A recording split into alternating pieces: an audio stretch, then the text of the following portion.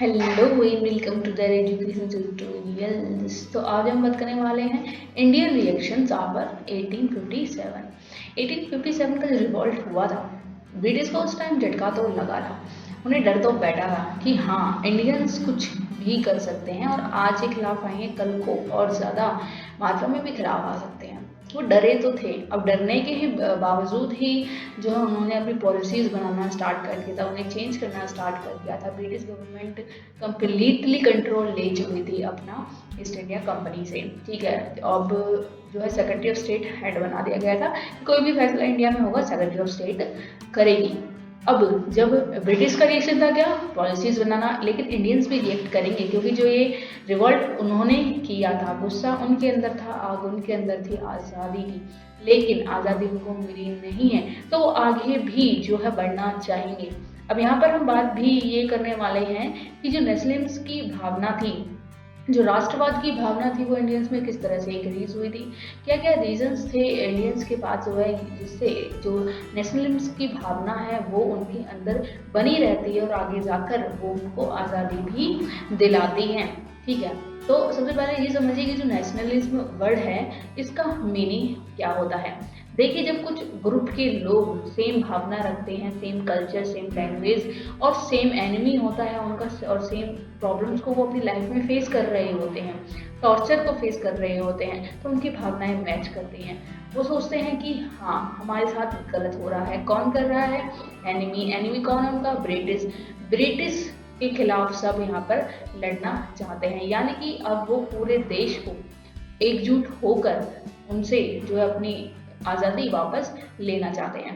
तो ये राष्ट्रवाद हो गया। ठीक है, राष्ट्रवाद की भावना कि अपने देश को आज़ाद करने की भावना उनके अंदर आ गई है। सब सेम फीलिंग रखते हैं, सबके पास सेम प्रॉब्लम्स हैं। अब रीजंस की बात करते हैं कि ऐसा क्या अत्याचार ब्रिटिश ने किया था। ऐसा एक आध तो था नहीं, बहुत सारे रीजंस थे जिनकी वजह से अब इंडियंस काफ़ी ज़्यादा परेशान हो गए हैं। कहते हैं ना हिंदी में कि उकता गया है, यानी कि अब पानी जो है वो सर से ऊपर चला गया है। अब वो आज़ादी चाहते हैं।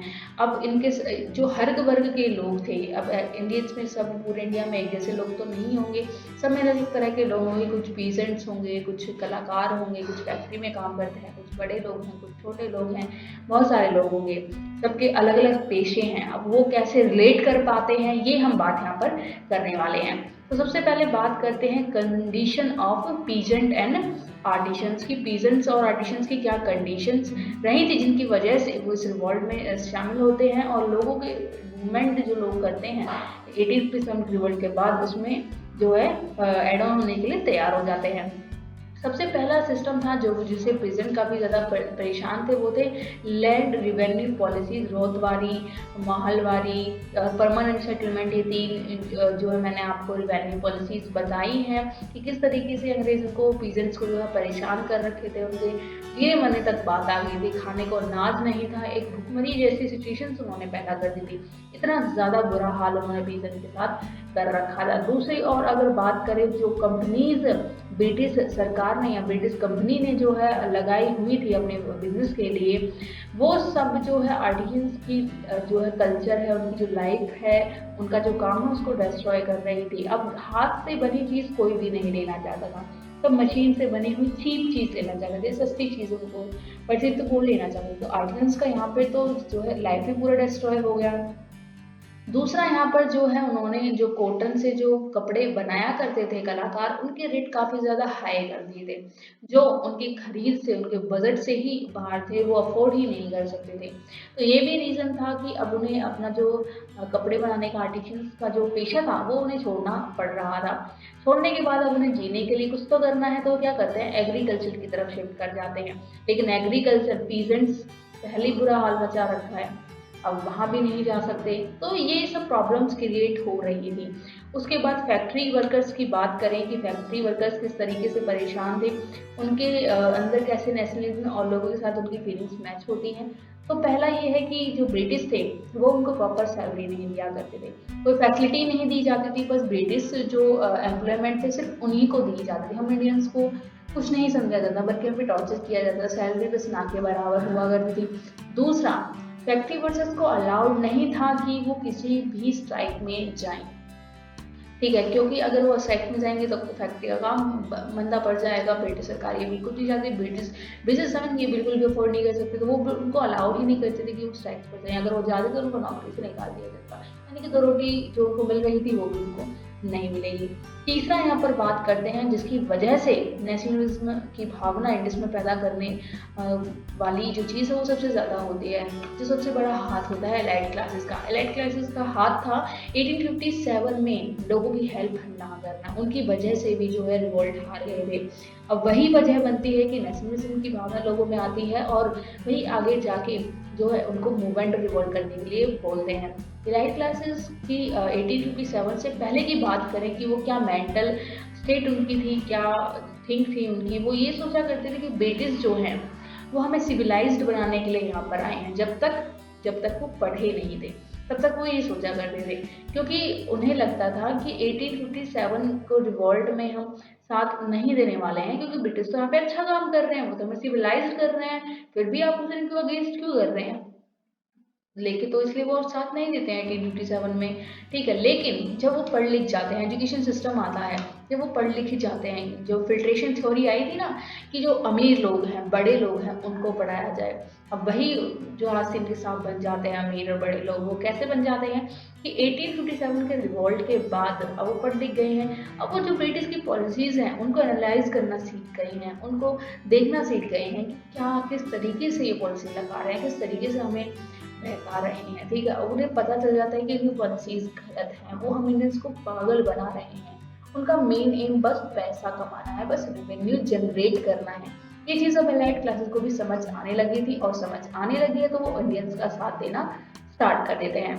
उसके बाद एक चीज़ आपको यहाँ पे समझ आ गई होगी, अब पूरे नेशन की सेम प्रॉब्लम है और उसका सोल्यूशन भी सेम है और उनका दुश्मन भी सेम है, जिसकी वजह से नेशनलिज्म की जो भावना है वो इंडियंस में काफ़ी ज़्यादा बढ़ने लगती है और वो हर चीज़ करने के लिए तैयार है, वो मर मिटने के लिए तैयार है, उन्हें बस आज़ादी चाहिए।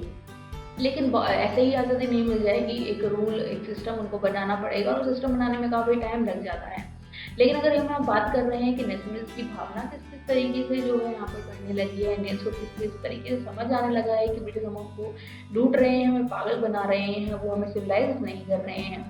तो यहाँ पर जब ब्रिटिश नहीं आए थे भारत में तो पहले क्या हुआ करता था कि किंग्स अलग अलग हुआ करते, यानी कि ये पूरा इंडिया एक इंडिया नहीं था, यहाँ पर अलग अलग प्रोविंसेस थे, अलग अलग जो है यहाँ पर राजा हुआ करते थे, उनके एरिया बटे हुए थे, उनमें जो पॉलिसीज जो राजा लगाया करते थे वो सिर्फ उन्हीं के रीजन में वैलिड थी, अदरवाइज बगल वाले में नहीं थी, यानी कि आसपास के प्रोविंस में नहीं थी।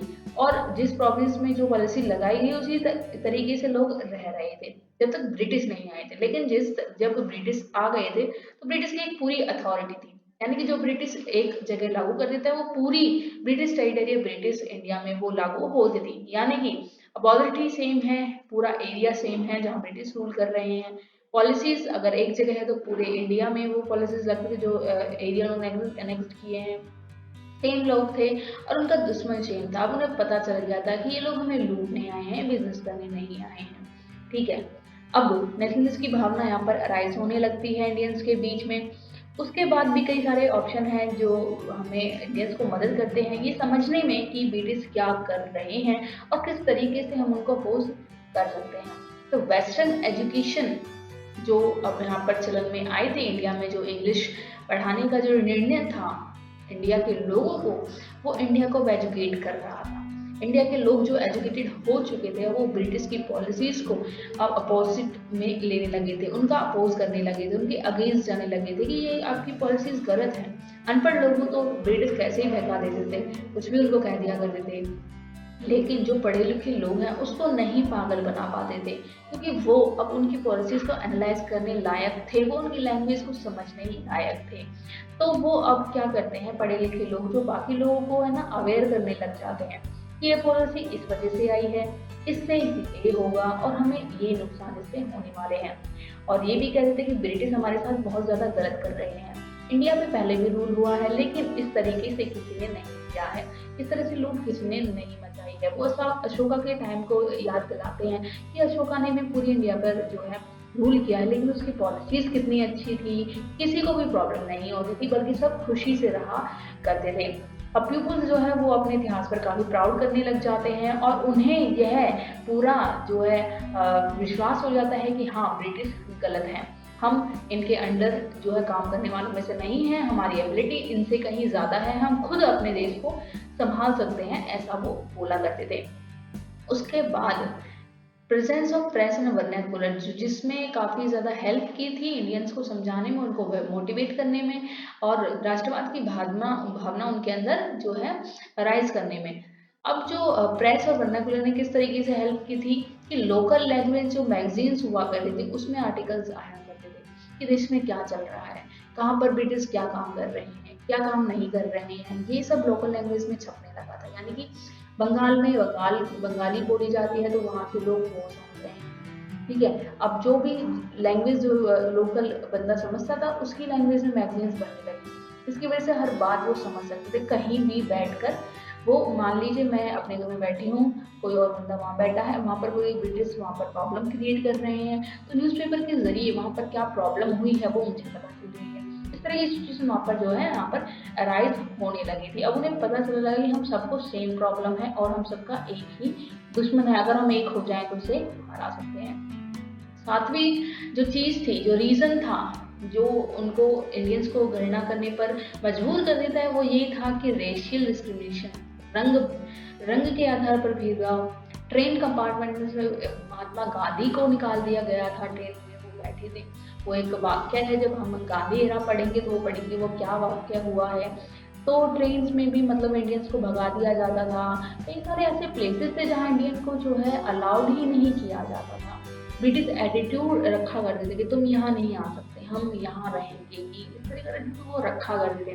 उसके बाद 1878 में जो है आर्म्स एक्ट पास हुआ था, जो कि लिटन वाइसराय ने पास किया था और इसके अंतर्गत जो है इंडियंस को अलाउ नहीं था कि वो अपने पास आर्म्स रख सके, यानी कि हथियार रख सके। हालांकि पहले इंडियंस काफ़ी जो थे हथियार रख सकते, कोई रूल रेगुलेशन नहीं था, लेकिन जो है ब्रिटिश ने अब यह कह दिया कि कोई भी आर्म नहीं रखेगा, अगर रखता है तो ये गैर कानूनी होगा, उसे गिरफ्तार किया जा सकता है।